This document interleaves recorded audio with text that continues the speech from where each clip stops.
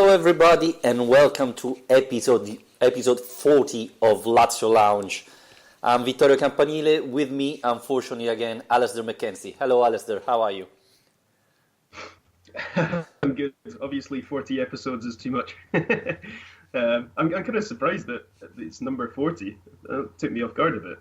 But yeah, I'm doing well, looking forward to a bit of a mid-season review. Yeah, absolutely. I was just counting in now during the jingle, so that's why I surprised you. We have a guest with us. Do you want to present it, Alasdair, as you did all the dirty job to have it on the pod today? Yeah, well, it's a guest we've been trying to get on for a while. Cathal Mullan, who many of you will be aware of from the Lazio Lounge forum. So welcome to the show, Cathal. Bit of a debut for you, but I'm glad we finally got you here. Thanks very much, Alasdair. Yeah, I'm glad to be on. I'm looking forward to it.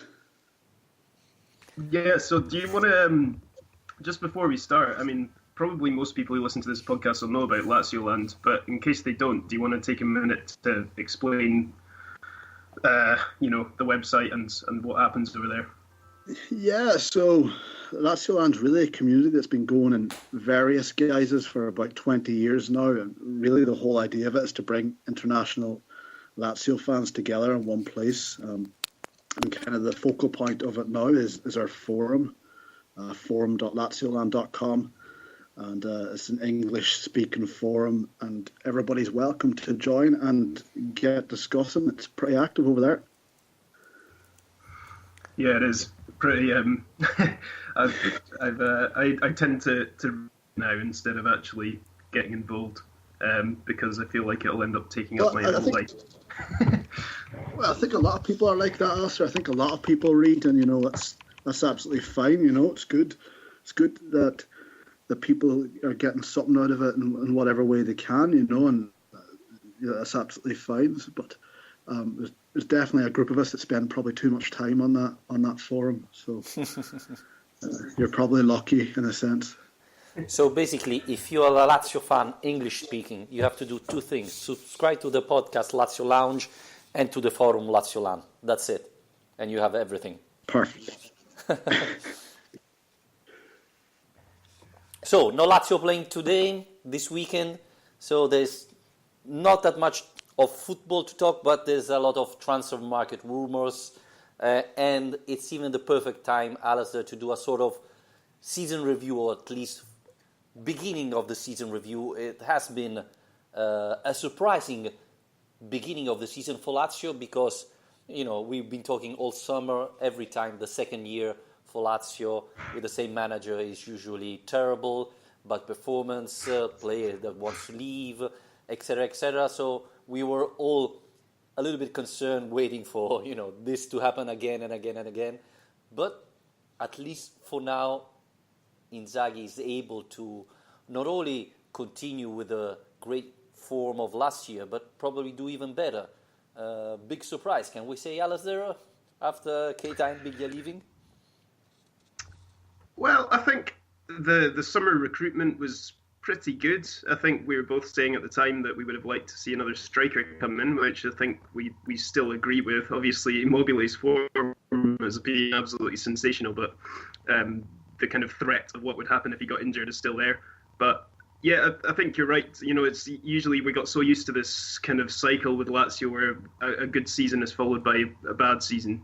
And under Inzaghi, there's actually signs that I hate the word project, which is used far too much in football, but there is a kind of project being built under him. And as long as we can keep him happy, then it seems like he's laying the foundations to actually have a team that's going to be able to maintain that position at the kind of top end of the table. And his appointment and his performance as coach is, it's quite hard to think of the last time we had a coach that everybody's been so behind. The fans are right behind him, and he's getting the results. And obviously has the relationship with the club as well that ensures that everybody's on the same page, which is great. And so I think halfway through the season, it's been far more promising than perhaps we'd we would have hoped at the start. I don't know if you'd agree with that, Cathal.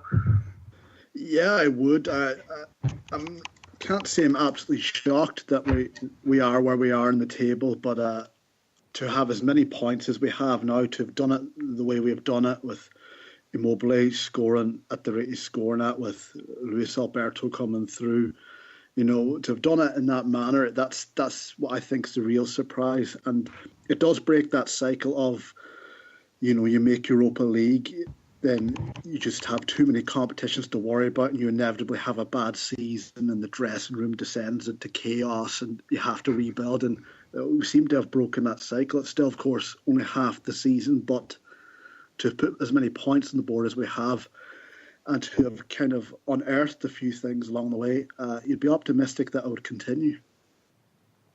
Yeah, and there have been some surprise. Luis Alberto is probably, if not the best player of this first 6 months, is one of the top three. And considering that last year he was hardly playing, this is a very nice surprise, and he's continued to perform that well. And there's even rumors, as transfer market started, that Lazio is already in talk to extend his contract, that it's expiring in 2021. So they wanted to extend 1 year to put it to 2022, increase his salary, because there are rumors that Barcelona started following him. So, I think it's good, all what happened, and the fact that Tar and Lotito are finally doing the things the right way, what didn't happen, and for me was one of the main reasons why the second year was always so bad.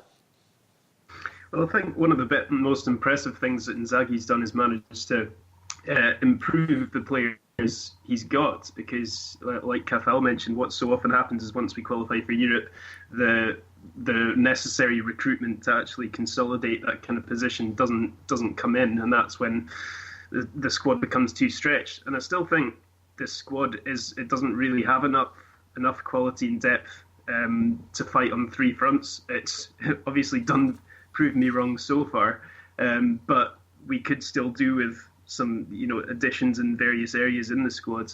But one of the best things Inzaghi's done is the fact he's managed to, that if you look at the number of players who've improved under him, Strakosha has become one of the best goalkeepers in the league. Stefan Radu's had one of his best seasons, and he's been at the club for ages, but he's kind of changed position and been brilliant.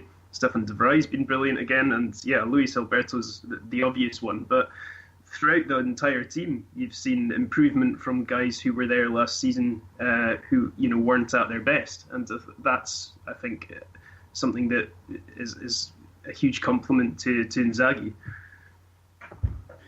Yeah, I would say that's a very important point, because I can't really remember the last manager that we've had that's actually proven themselves to be something of a coach, to actually be able to bring on players.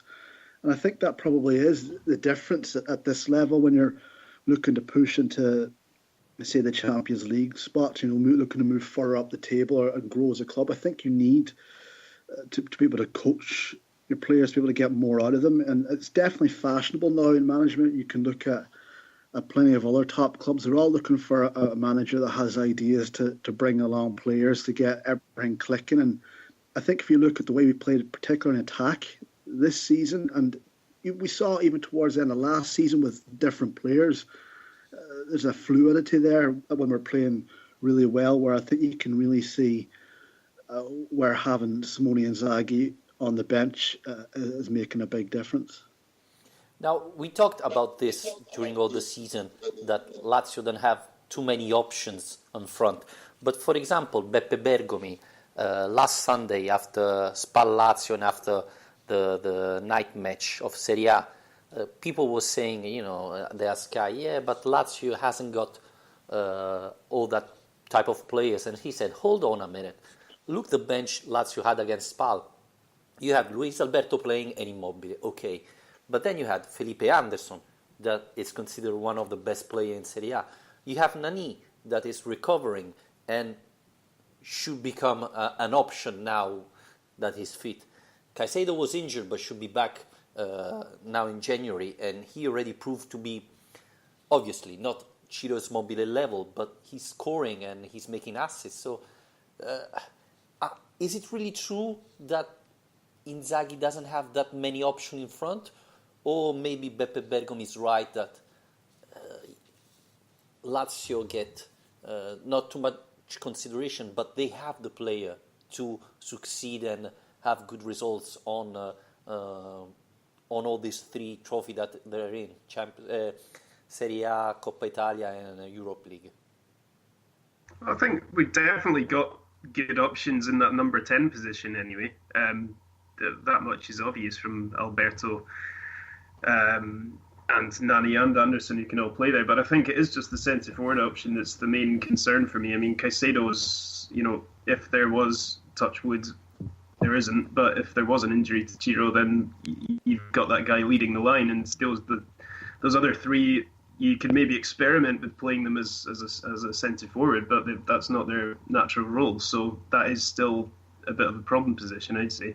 I would still really like to see somebody come in this month, because we mentioned before that this is the time, the winter break, the January transfer market is the time for the club hierarchy to sit down and say, look, what are our objectives now for the rest of the season?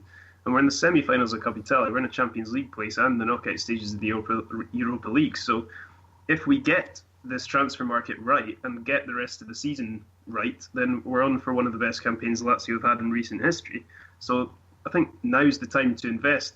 I suppose the problem then is who's available and who's going to be able to be signed, in the knowledge that they'll definitely be number 2 to Immobile.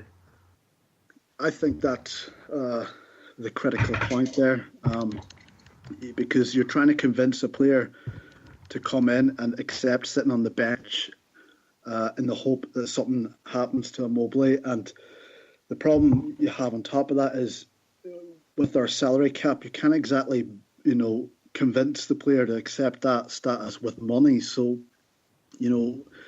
I would agree with Alistair to an extent that if we had sort of a more proven goal scorer, someone you could maybe rely on to deliver goals if something happened to Immobile, that would be, an alternative to Caicedo. I actually quite like what Caicedo's brought to the team so far this season, but I think he's a very different striker, and that's probably where there's some scepticism with us being covered in that area. But I do think the depth issue is something that's being blown a little out of proportion overall. If you look at our performances in Europa League, we walked that group playing, mostly reserve players through the whole 6 games, and I think that's pretty exceptional, and people would probably argue that we didn't play particularly well in those games with those players. So I do think the whole depth issue might be blown a little out of proportion. If you look at the top sides, the sides that have been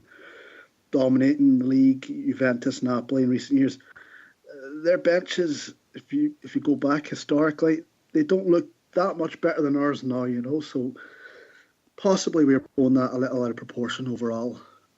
Yeah, I think Juventus is the only one who has a lot of option in front, option of a certain level. Dybala wasn't playing that much in the recent matches, but they still had Mandzukic, Higuain, and so on. So they're really at a top level compared to all the other teams. But for example, Napoli, if one of the three there get injured, they struggle to replace them. So I don't know. I mean, obviously it would be better to have another striker, especially now that Palombi went to Salernitana. But exactly. I think the squad on a whole is pretty well covered, but I think it's just either end of the pitch, the goalkeeper and the centre forward. I think it's just those two. If there's a serious problem to Strakosha or Ciro Immobile, then you're probably struggling to keep the momentum up in all competitions. We're not going to be able to get the same amount of goals out of Caicedo. I agree. I think he's been a useful addition, but the quality of opposition that he's been playing games against hasn't been particularly impressive. And then Strakosha, it's hard to say who's going to be able to back him up. If Marchetti's reintegrated into the team, then that'd be ideal. But at the moment, I wouldn't trust Vargic as a number 2, really. No, there have been rumours about Marchetti, but we'll see what happens.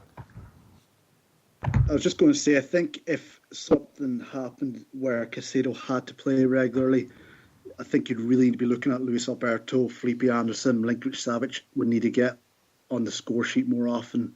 If you look at it now with Immobile, they're providing the assists, so that's kind of how that's working. If we did have to throw Caicedo in, I think you need them to be getting on the score sheet. Caicedo to be more of a workhorse, in that area. Just the dynamic would have to shift. But if it didn't pan out like that, then yeah, I think we'd have problems not having another striker to step in there. In the meantime, Casares arrived. I think that's a nice signing for Lazio. It's not a surprise. We all were expecting that, but I think it's a good signing for Lazio. Do you agree? I think it seems to be, yeah, because we've spoken before about his versatility, and particularly in the system that Inzaghi uses, I think he'll be very useful because he'll be able to play it in either wing-back position or in the back 3 as well. And obviously he's got massive experience at international level and in Serie A, so he's not new to the league. I think he'll be able to slip into the squad quite comfortably, hopefully. Obviously he's got a bit of a track record of being a bit of a crazy guy in his personal life, crashing expensive cars into lampposts and things. So as long as he manages to keep that to a minimum and be a relatively good influence in the dressing room, then I think it'll be it seems like a decent signing. I think the start of the season with Verona, you got a bit worried that he was going to be arriving in poor form from a poor team, but he's stepped up a bit more recently, and I'm quite looking forward to seeing him. I think he's a perfect player for this defence and this system if he finds his best form. What would worry me would be the fact that, other than this little spell at Verona, where I think it's very hard to analyse what he's done there because they seem to be so out of their depth in this division. And he seems to be playing in a position that he just wouldn't be playing for us. It's kind of difficult to know how that's going to translate to Lazio. And then he hasn't really played in maybe a year or two previous, after his sort of being ousted from Juventus for, I think, disciplinary reasons is probably what it was at the end of the day. So you kind of worry about throwing that into the dressing room halfway through the season, and he might not be able to get to the level we need him to be at, but if he was to find his best form, simply a perfect signing for that position. Can we expect other signings this winter, or do you think the transfer market for Lazio is over? Well, I'd still like to see signings, but it's always hard to tell in January, isn't it? Because it's not a month we've got a particularly good track record in. And obviously Claudio Lotito is a bit distracted at the moment with the presidential elections. So I would like to see a striker come in, but as Cathal was saying earlier, it's not going to be easy to get someone for a decent price at this stage of the season who's happy with being a number 2 and who's also capable of scoring the goals you need him to score when asked upon. I think if you look at previous seasons where we've been doing well, we've done very little in the January transfer window. And also, if you look at the squad registration rules, we're kind of limited to what we can do without moving players on or deregistering players. So I think we could be done unless we start selling maybe players that want to play elsewhere. I know there's been rumours that Caicedo wasn't happy with the amount of game time he was getting, but for all we know, there could be other players making that point. I think if you go back to last season, Cathal, Kishna, these players seemed to want to leave mid-season. I think Hoot had made a point that he wasn't playing enough, and they're all gone now, effectively. So I can see Inzaghi suggesting anyone who's not committed to the cause maybe could be moved elsewhere and someone else could be brought in. But if that's not the case, if everyone's happy to be here, I think we're done. If we go back to the striker discussion, Nani's always an option. And it might not be inspiring, but if you're looking at Palombi's move to Salernitana and thinking, this opens the door for another striker, I think Nani just fills that gap. So I think we could be done, yeah. There are rumours of Crecco that could be leaving. I don't remember if he's linked to Benevento Crotone, but something like that. Mauricio, who joined just a couple of months ago. He's back in Brazil. I think he missed the last two matches of Lazio. And he would be probably out of the squad now after January. I don't know if he's going to stay in Brazil, or there are rumors that some Turkish team are interested in him. So there should be 2 spots free or who could become available, and we still have to see what happened with Di Gennaro. I mean, he came in and should have been the replacement of Biglia or help Lucas Leiva there, but he hardly played, he hardly had a chance. So there are rumors that he could leave Lazio as well. So there are these 3 spots, I think, available, but we have to see how they're going to fill it. I think the outs are probably just as, if not more important than the ins with this market, because there's so many players who just are taking money off the club and aren't going to be used. Djordjevic being the obvious one. But I think probably, if we ask all our listeners to chip in, we can probably pay him enough to just get him to move on. We could start a kind of crowdfunding campaign from Lazio Lounge to get rid of him. But yeah, it's such a waste to have players in the squad who aren't being used. So that has to be a kind of a priority. Like I say, as important as actually getting anyone into the squad. And I would say, go Cathal. Sorry, I was going to say, I think Djordjevic is also can help justify not bringing in a striker now, because if you think about it, he was brought in basically to be Klose's understudy, and all he's ended up being is someone earning a lot of money to not play. And I think if you were to ask the club, if we end up in February and we haven't got a striker in, they could easily say, well, look, we've done this before with Djordjevic. We didn't want to do it again, so you don't want to sign another Djordjevic in this window. So yeah, what we can move on might be more important than what we can bring in. I hear Luis Saha's available on a free transfer. Yeah, and it would be really important as well to give the youngsters of Lazio a chance to play. We were talking about Crecco, Economidis is not in the list anymore. Tuncara has been playing 1 match with Primavera. So there are these players, even Guerrieri. Lazio have to decide what to do with him. He was considered one of the best goalkeeper of his age a couple of years ago, and I don't know if it's good for him to stay at Lazio and never have a chance to play and maybe learn behind Strakosha, or it's better to send him to Serie B and give him some play time and see if he has improved. Yeah, just going back to Di Gennaro, I think it's quite important that from what we've seen so far this season anyway, that we can get rid of him to actually let some of these young guys have a choice. I mean, Micheli is, from his 1 appearance in the Europa League, is a guy that I think most of us... was it Europa League or Coppa Italia? I can't remember. Europa League, if I'm not wrong. Europa League. Yeah.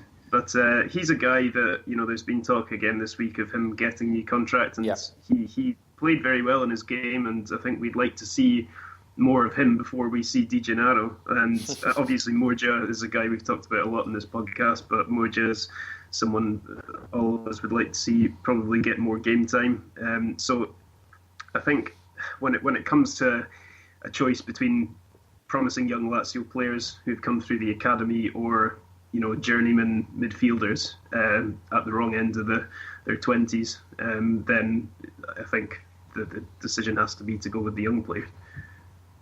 I think for us though, if you look at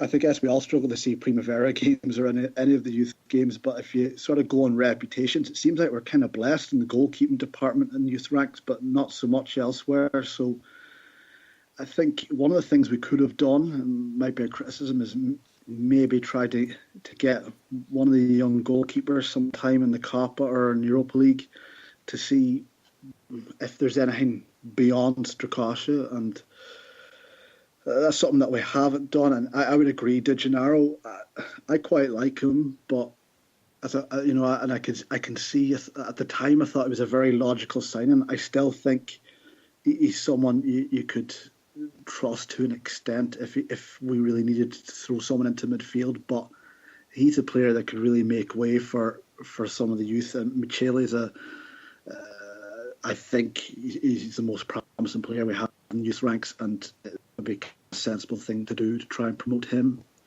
He's young, but I think that would make sense. But it's if you look at the youth team, I think the goalkeepers seems to be where we're good, and we haven't seen any of them. So that kind of makes me wonder, even though we look at Inzaghi as kind of this coach that trusts in his young players and can really bring on players, I'm a bit surprised he hasn't thrown someone into the mix there. Yeah, and talking about goalkeeper, there's even Adamonis who started playing with Salernitana, and he started really well, saving a penalty. Now Salernitana is struggling. They lost the last two matches, but he looks promising. Talking about Primavera, this is a terrible season for Lazio Primavera. They lost again yesterday against Torino 3-1. So they're nearly at the bottom of the table now. So they are really struggling. Rus, who is the starting goalkeeper, didn't play because he was injured. Then goalkeeper Ali, I think it's called, made a mistake in the first goal of Torino. And there are a lot of injured players that couldn't play, like Mohamed, we talked about, I think, this summer, who was called the Pogba of Norway or Sweden, I don't remember now, is out for injury. I think he hardly played this season for Primavera. And there are a couple of new signings that still have to wait for the transfer. Lukai finally played yesterday and scored, but yeah, there's something wrong there. I don't know if they're going to try to change things, like have more Italian or Roma player instead of trying to buy new talents all around the world. That maybe could be another thing to consider for the Primavera. Yeah. Should we move on to some of our poll results? Do you think? You go. Yeah. Okay. Well, if anyone's missed it this week, we've put out a few polls just to assess what people's thoughts are on the season so far, really. So the first one we did was on the player of the season so far. So I'll tell you what the results were, and then you can either agree or get very angry about it. So the player of the season so far, it's worth mentioning as well that annoyingly on Twitter you can only have 4 options in a poll, so sometimes it becomes quite hard to actually decide who to put in. But our shortlist was Immobile, Alberto, De Vrij and Milinkovic-Savic. Immobile won it very comfortably, 68%. I'll just read out a few of the comments we had on that. So Kilkito said that all 4 have had great seasons, but he can't see how it can be anyone other than Ciro. Patrick Bowman, Ciro's been the best, but Alberto is not far away, and he's made the greatest improvement for sure.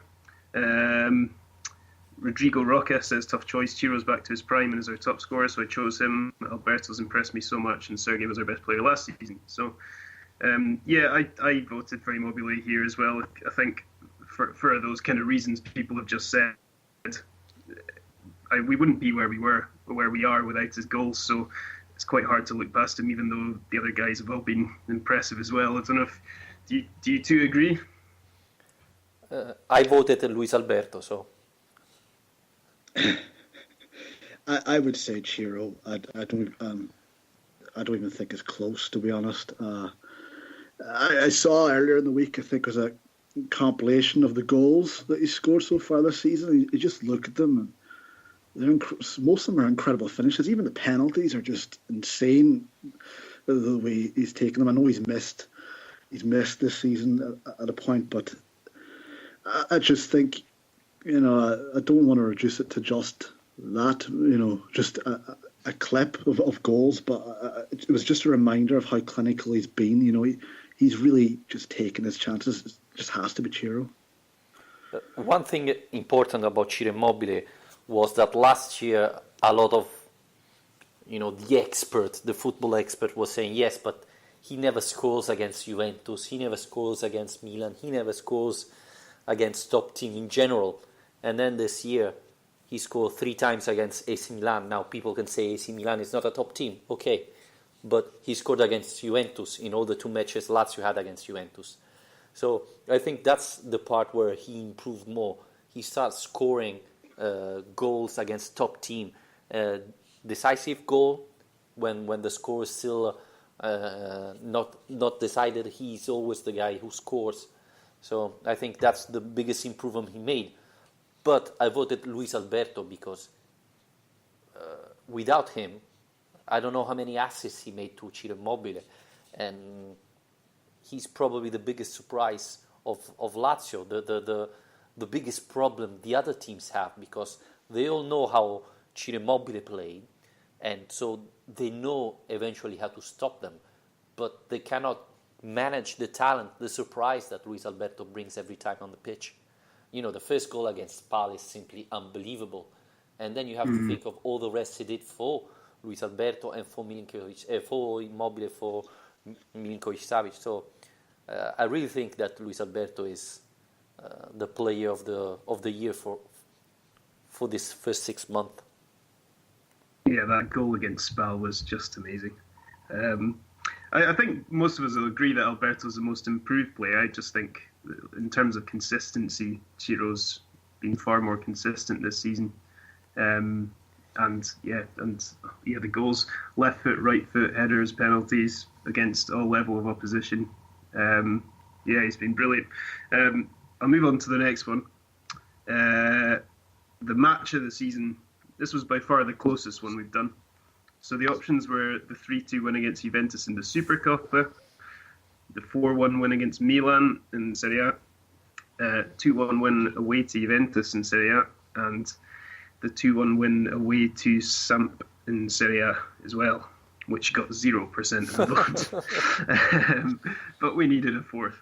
The Supercoppa won it 51%, then Juventus away 38%, and then Milan 12%. But I disagree with this. I said the Serie A game against Juventus. I think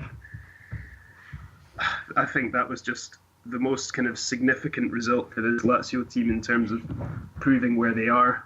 Nobody had beaten Juventus in Turin for, was it around 2 years? To go there, play with such confidence and get a result in a game where there's no excuses as well. It's not like a Supercoppa where Juventus fans might turn around and say, it's not a proper competition anyway, and it's the first game of the season, and you can make excuses around it. The Supercoppa game was brilliant, but I think that was, in terms of maturity and the development of the squad, the win away to Juventus, and obviously the way it finished with a Strakosha penalty save. I think that's the most excited I've got this season. I actually find it very difficult to pick between the 2 Juventus games and the 4-1 win over Milan for different reasons. The Supercoppa, anything where there's stakes on the line, I'm completely invested in it. I don't care how small a trophy is. I'd take a trophy over anything else, any other game. It's just, it doesn't matter how small it is. That's my kind of mindset, and so I'm kind of leaning towards that. But I actually think Lazio played well in that game, and at the time I think I was one of the few of that mindset. But I just thought neither team really turned up, and didn't really enjoy it as a contest. And if you're looking at what game I enjoy as a contest, I mean, for as long as it was a game, that Milan game was sensational to watch, and it felt like a turning point for for this team because I couldn't envisage us doing that in previous seasons. You know, I know Mullan aren't great, but you know, no one did that to them this season, really. And then I think the Serie A game with Juventus was very dramatic. It was a real roller coaster. I thought in the first half, both teams were really, really good. And there was just a couple of mistakes in that match that really kind of changed the course of it. So I would say Supercoppa, but those other two games, for different reasons, would have run it close for me. I voted for the Supercoppa. I thought it was the match that changed the season for Lazio. You're playing against Juventus. You always lost against them in the final. You don't have Felipe Anderson. Luis Alberto is playing, but it's still a mystery. You start 2-0 up, and then they draw in the last second. And, I was thinking, okay, we lost this match again as usual. And instead, Murgia scores, the youngster coming from the Primavera. I mean, for me, that match was amazing. And I think it gave that confidence to the team that was necessary to perform that well during the rest of the season. Of course, beating Juventus at Turin, it's an incredible result. But I remember the first half, Lazio wasn't playing that well. And probably without Strakosha, we were 2-0 down already, etc. Of course, it's a great victory. Strakosha saving the penalty in the last second is amazing. But I thought the turning point of that season was the Supercoppa. Then, of course, Lazio dominated Milan. Even the Sampdoria match for me was really important because after a bad period, Lazio had to come there and beat Samp, who won all the matches at home and beat even Juventus there. So it wasn't easy, but I think really what's making the difference at the moment is the Supercoppa. Well, there you go. I think it shows what a brilliant season it's been, really, when you go through these four options, doesn't it? Yeah. 2 wins against Juventus, hammering Milan, and yeah, the Sampdoria game. Although no one's going to vote for it ahead of those other games, it was, being the first team to beat them there all season, and very dramatic circumstances, last minute winner. That was a brilliant result as well, at a very difficult time for Lazio, wasn't it? That was basically at a period where form was starting to go down. And Caicedo scored the winner. Yeah, of course he did. Speaking of Caicedo, the player of this, the signing of the season is the next one. This was an absolute landslide. Lucas Leiva, 89% of people went for him.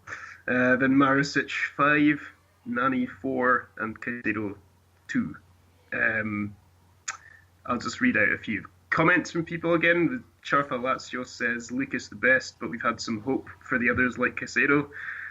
Paul McGuinness said Lucas, but Marisic has done better than expected. He's been good too. And then Kilkito says it's not much of a selection. Marisic has pass marks, Caicedo is mince, and Nani has played about half an hour. I'm not a fan of Lucas, so I'm not going to vote. Yeah, there you go. Not a fan of that poll. But yeah, I think Lucas Leiva, he's got a point in his summary, I suppose, that Nani we haven't seen enough of, I think, for many people to vote for him. I think Marisic has been a very good signing in terms of being better than we expected, or at least fitting into the team a lot more easily than we might have expected. But Lucas has been by far and away the best signing in my opinion. I think he's put in some really those Juventus games, talking about them. He was absolutely sensational in those. He's his experience, leadership. He's brought a lot to the team that we need, and he's been very important in terms of actually keeping tactically keeping the team's shape together, because there's so many attack-minded players in that midfield that he's playing such an important role. Given he's never played in Italy before, you wouldn't have really guessed that from the ease of which he's made the transition to Serie A. I think he's a upgrade on Lucas Biglia. I really do. I thought that in the summer, and there's no reason to think otherwise now. Definitely no reason to think otherwise now. But I think what he gives the team that I always thought Biglia lacked is this sort of ability to protect the defence, to kind of read the play and in off the ball situations, make the kind of right moves, get into the right positions. I always felt Biglia kind of lacked that, and as someone who loved Ledesma as a player, I just never took to Biglia on that basis. And Leiva's come in, and I think he has a kind of tough tackling, kind of attitude that Biglia had. He gives sort of all those things and just a little bit more in the defensive side of the game. And I think it's made all the difference. We're still conceding the same amount of goals as last season or previous seasons. I'm not sure we've really sorted that out, but the difference is we're scoring a lot more, and he's probably having to do quite a bit of work if you were to break it down. And I just think with this poll, it's quite a straightforward vote. Yeah, you can tell how many goals we're scoring this season by the fact that Lucas has actually managed to score, which I think is his first goal for years and years. So, Vittorio, I expect you agree as well, do you? Yeah, I think what he brings compared to Biglia is the leadership that I don't believe Biglia had. He's a leader. He has international experience which Biglia didn't have, and you can see it, as you were saying, especially in the Juventus match. He was used to play that type of matches, and he knows how to manage the team, how to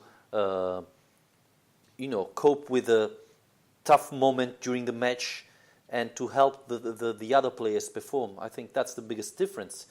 And yes, I agree with Cathal. He's better defending, and if you have the chance to see Lazio at the stadium, you have to watch the movements Lucas Leiva does when he hasn't got the ball or the other team has the ball, because it's amazing. He's a leader that probably Lazio was missing, and I still believe he can improve, because as Alistair was saying, this is the first season in Serie A, so it's a completely different football from Premier League, and I think we're gonna be seeing Lucas more and more when Lazio attacks. He's getting the confidence, he's learning what he has to do when the team is having the ball. And I totally agree, he has been the best signing. Honestly, I expected something more from Marusic, because, this summer, and I don't know, Alistair, if you remember the first podcast, we were saying, wow, he looks really, really good. And he didn't translate these things we saw in the summer friendly in the Serie A. So I'm expecting to see a better Marusic in the second part of the season, and I hope to see Nani playing much more, because he has been unlucky. He was pretty much all the time injured, but he's another one who brings international experience and talent to the team. I believe he's going to be very useful in the second half if he doesn't get injured anymore, obviously. Just on Marusic, I just wanted to ask Cathal about my theory on Marusic, which I mentioned a couple of weeks ago. I think when we first saw him, he was very attack-minded and very dangerous going forward, but was leaving a lot of space behind him. And we spent a lot of time at the start of the season, well, I certainly did, saying I was concerned about his defensive abilities. Since then, I don't think we've seen so much from him going forward. And I wonder, my theory is that Inzaghi's basically tried to drill in more tactical nous into him, make him more defensively aware. And as a result of that, he's lost that kind of direct attacking threat that we saw from him at the start of the season. I don't know if you believe that there's any truth in that. Well, it wouldn't surprise me. I mean, if you think about it, I was thinking about this a couple of weeks ago myself. Everyone kind of talks about how good Basta is going forward, and I think he's very competent defensively. I wouldn't say he's an incredible player at the back, but I mean, because I don't think, right back would really be his position. I think right wing back, where he can kind of push forward, is more his position. But everyone talks about what he brings to the attack, and if you actually look at his numbers, he hasn't done much in terms of assists or goals. And if you look at what Marusic has done even in this half season, he's probably contributed as much in offense going forward as Basta has in years in terms of actual directly affecting the outcome of games with goals, or assists. So I do kind of think there might be something in that Inzaghi might have looked at it and said, okay, you can definitely offer enough going forward, but we need to sort you out at the back, because I think there's been a few glaringly bad errors in and around the box from Marsic, and you tend to get that with wing backs anyway, but I think they were just the ones where you could kind of put fault on them are particularly bad. So yeah, I think if you were to work in his game, that's where you work in his game, but you don't want to kind of curtail what he offers going forward. But if you look at his career in Belgium, he was playing left back, left wing, right back, right wing. So even though he's not the youngest player, I think it's kind of difficult to know where his actual position is, And in Italy, you do have to be that bit more defensive-minded no matter where you play. So I'm hopeful he kind of turns into a Lulic type player for us, maybe even better in time. But I'm kind of on the fence with him as a player. I think Inzaghi likes him more than the average person does. It's kind of my impression on him. I think also we have to give him the benefit of the doubt, because I don't think anyone expected him to play as much as he has. I think mostly just because of Basta's injury problems. And like he said, he was playing in Belgium before. It's a bit of a step up going from Belgian football to Serie A. So I think he's done better in the transition, considering the level he's now playing at. So I'm hopeful as well that we see an improvement from him. But I think we can give him the benefit of the doubt that he's, with more time, he'll adapt to the system and to the league more probably. Yeah. I think I would always worry about players sometimes. I think when you've got a really good team, you're firing at all cylinders. I think if you do have one or two not so good players in the side, that the rest of the team can carry them. I'd kind of worry a bit that maybe Marsic is being carried. But you would hope that maybe he's just a much better player than what I've seen from him so far, and that with more time, if he's able to hold down the position, because I think he's going to find it difficult to hold that down once Basta's up and running. But if he can hold down the position, he is still adapting. Yeah, maybe he turns into a really good player for us. Honestly, Basta finished very well last season, and against Spal he played a very good match, not only for the assist he made to Ciro Immobile, but I think he's a very smart player who can come really handy for Lazio in the next matches or so. Yeah, I really like him. I was a big fan of him when he was at Udinese, and I kind of think he's never performed as well for us as he did for them. I thought he was a really good player there, one of their best when they were at the top of the table, challenging for Champions League places. And I don't think we've got that Basta, but I'm really surprised that at the age he is now, I know he's not ancient, but he would have lost quite a bit of pace, and I think you can see that, but he's still a very smart player. He does all the simple things really well, and when you have a player like that, they can keep going for ages, as long as he doesn't get hurt or anything like that. I think he's an asset for the rest of the season and maybe even for years to come. Yeah, I agree. He's going to be really useful. Alistair, before we talk about something else, let's reply to Kilkito that was asking an update on the 1915 Scudetto awarded to Lazio. I think everybody knows that there's this thing going on. Lazio presented a documentation. I think it was before the starting of this season or something like that.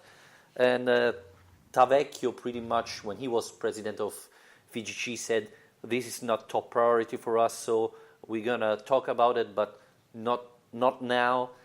And obviously, now that Tavecchio is not in charge anymore, this discussion it's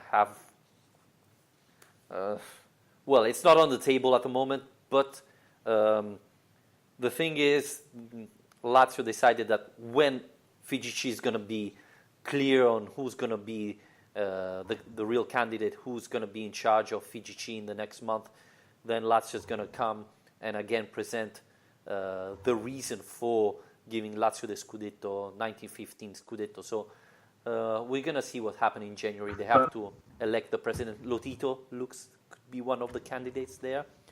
I don't know if that is good or bad for Lazio, but or Italy, yeah, for that matter. yeah, He's it's probably worth explaining the backdrop to it a bit as well, which is basically that at that time the championship was regionalised to north and south, and Lazio won the south and Genoa won the north, and they were due to play each other in a final to decide, and then the First World War interrupted them, so the game was never played. And I think I'm right in saying Genoa were awarded it simply on the basis of being considered the better team at the time. yes, Which seems a bit ridiculous. So, yeah, I mean, it would be fantastic to get a Scudetto from over 100 years ago, and obviously draw level with Roma at the same time. So, yeah, I mean, Lotito has said he's got the backing of 12 Serie A clubs for the presidency. Do you think that what kind of influence do you think that will have on the likelihood of being awarded the Scudetto? you asking? I was just going to say, I think it's one of these things, I've been following it a bit myself, and I think it's one of these things where, okay, they can't take the Scudetto away from Genoa, so they have to give it to us with Genoa, but it's one of those things, if they can sweep under the carpet for long enough, they'll just keep doing it, and I'm not sure how that would impact on it, Lotito getting in, but I'm not sure where we are with that race, because if you look at, say, taking over from Tavecchio, the person that gets elected to that position is always someone who's kind of in with the lower leagues because of the system, because of how the votes were allocated, and I would imagine it's going to end up being the same again. I know Tomasi is planning on running and wants to introduce B teams. No one's going to vote for that if the system stays the same. So I don't know if they're thinking about changing that or anything. I'm kind of keen to know that myself, because I kind of can't make sense of this whole Lotito thing, because it kind of sounds like they're just trying to get him in without an election. It's kind of how it's being presented. So that all sounds a bit weird to me, but I would get the impression that, people are going to have to drop out of the race and there'll be one person that's a front runner, and I'm not sure if it'll be Lotito, but that whole situation sounds a bit of a mess at the minute. Yeah, I agree. It looks like Lotito said that 10 teams are pushing for him, and there have been some president like De Laurentiis and quoting that Lotito is the best solution for Italian football, and as well Preziosi this morning said pretty much the same. So I don't know if that's going to be positive for the assignment of the Scudetto of Lazio. For sure, there is the thing that Lazio was the team qualified for the final, and basically they gave it to Genoa because usually the North group is the strongest. So, but even there, Genoa won the Scudetto was assigned 6 years later because it was the only team to protest and said, okay, give us the Scudetto. We didn't finish the competition, but we were the best team there. And it looks like Torino and Inter at the beginning complained in 1921 because they said we still have to play the final, so we could get there too. So it's a little bit weird, the situation. It is weird that they gave the title to Genoa that didn't even play the final. So yes, it's important that this doesn't get people don't forget, because otherwise then knowing how things works in Italy, it could take other 10-15 years before it comes out again. So let's see what happens.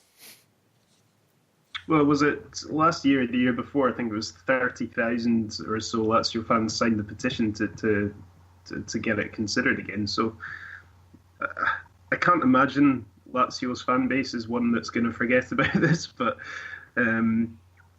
Yeah, I agree with Cathal. I think there is a kind of concern that it is the kind of thing that will just be put to the side, swept under the rug until, in the hope of it being forgotten about. So, Well, it has been so far. I mean, it's, you read the reports. It's like, oh, we'll discuss it at our next meeting. Oh, we didn't have time to discuss it at this meeting. We'll discuss it at our next meeting. And it's been going on like that for ages. And if the fan base don't persist and keep making a big deal or even a bigger deal out of this, they'll be swept under the carpet. But on the grounds of fairness, there's no choice but to give it to Lazio. Once you've given it to Genoa, what else can you do now? I know it's 100 years later, but more than 100 years later. But there's no other fair outcome. You can't take it off Genoa, So if we persist, we'll get it, I think. Yeah, I agree. I think the question is how long will it take to get it? But yeah, I think eventually Lazio will have the third Scudetto. one thing I was wondering is that I'm a bit unsure about is with Lotito running for the presidency of the Italian FA. What impact, if any, does that have on his presidency of Lazio? Will he be allowed to continue in both roles at the same time, or does he have to step into a kind of create a new role for himself within Lazio? Don't think so.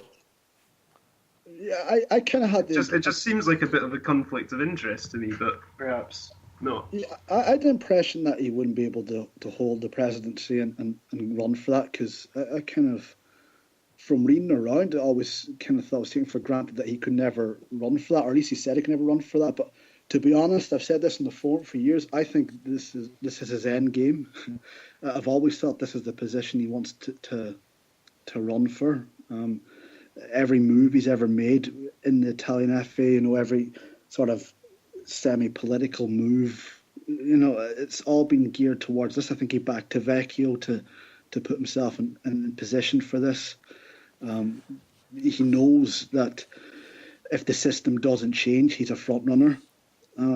So I think he's always been gearing towards this. He said otherwise countless times in the past, but I assume if he's always been thinking of running for it, he knows a way he can do everything, because he's very reluctant to give up anything. There's always been these reports too that if Salernitana got promoted, that he would have to give up either Lazio or Salernitana. He's bullish about that too, saying that he's kind of gearing them for promotion, and that's a non-issue. So basically, if he becomes the president of FIGC, he has to leave his charge with Lazio. So I don't know if Tare becomes the president, Peruzzi or someone else. Otherwise, if he supports Sibilla, then and he gets deputy chief of FIGC, he still can be the president of Lazio. Yeah, and if he does end up running, I think he finds a very suitable way to get himself around things. Yeah, but I don't think anything's going to change with the system there, because whether Lotito wins or Sibilla, it's going to be the same. Nothing's going to change. I think what will end up happening in that race is, as long as Tomasi doesn't win, they'll be happy. Yeah. I'm scared about Tomasi, to be honest.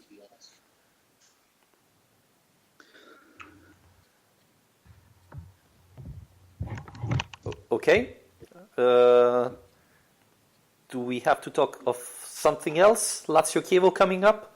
I was looking at the calendar, and Lazio has an interesting January, I would say. Lazio Chievo at home, even though we all know what happens every time Chievo comes at the Stadio Olimpico. Then there is Lazio Udinese the 24th of Wednesday against Oddo. Udinese is playing really, really well. Then there is Milan-Lazio the 28th on Sunday, and then there is Milan-Lazio the 31st, semi-final of Coppa Italia. And then there is Lazio-Genoa. I think there are important matches that Lazio could win. Yeah, I'm hoping that the Lazio players are recovering their energy at the moment, because it's quite a run of fixtures that they go straight back into. You know, it's going from absolutely nothing to a game every 3 days again. But yeah, it will be good, I think, to get that game in hand played, the Udinese game. I think it's always a bit frustrating to look at a table and think, oh, if we had 3 points there, we would be in this position. So it'll be quite nice to just know where we stand with that. I said before that it's a bit annoying that that game wasn't played at the time, because at the time Udinese were crap and now Odo's made them good. It's very frustrating. But yeah, so Chievo is the obvious banana skin, isn't it? It's always a difficult game. First game of the season, it was a very dramatic win, and yeah, we know what to expect from that game, really, don't we? You always know what you're going to get with Chievo. Yeah, and it's really important to remember that the same day there is Atalanta-Napoli and Inter-Roma. So if Lazio find a way to beat Chievo at home finally, then you know the table could look much nicer on a Sunday night. Yeah, I think it's one of those things too where you have to look at the schedule for the rest of the season as a whole. We know we've got some tricky games near the end of the season, so you know if we want to make a real push for this Champions League place, I think we really need to make sure we don't start dropping points in January, February. It's always been historically a tricky time for us. Chievo and Udinese, for me, 2 games I could easily see us dropping points in.